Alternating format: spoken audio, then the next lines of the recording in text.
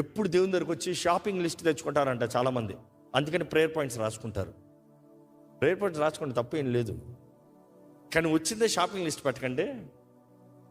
ప్రార్థన, దేవా స్తోత్రం, నాకు ఇది ఇవ్వి, నాకు అది ఇవ్వి, నాకు ఇది చేయి, నాకు అది చేయి, నాకు పాస్ మార్క్ ఇవ్వి, నాకు ఆరోగ్యం ఇవ్వి, నాకు జ్ఞానం ఇవ్వి, అంతా నాకే, నీకేం లేదు. నీకు స్తుతులు అవ్వండి, నీకు స్తోత్రాలు చెల్లించాలి, నీకు టైం అవ్వని, ఏం లేదు, బాయ్ పోతున్నా.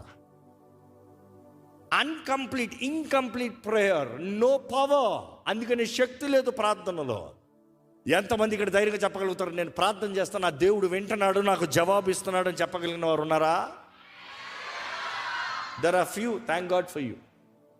Bible always says heartfelt prayer, genuine prayer, యథార్థమైన హృదయపూర్వక ప్రార్థనలో దేవుడు అలక్ష్యం చేయడంట. He will never neglect.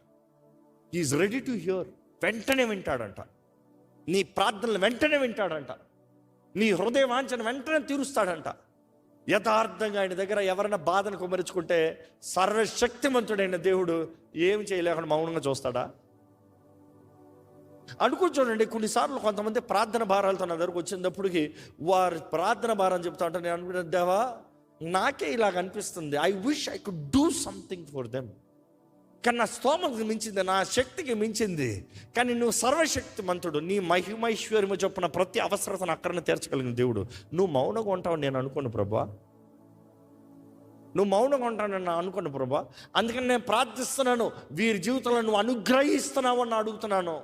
అనుగ్రహిస్తావా అని కాదు, అనుగ్రహిస్తావు అని నమ్ముతున్నాను నేను.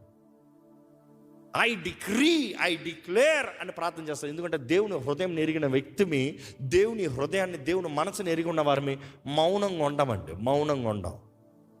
ఈరోజు నువ్వు ప్రార్థన అంటే మౌనంగా ఉన్నావంటే దేవుడు ఎవరో నువ్వు ఎరగవని అర్థం. Simple as that.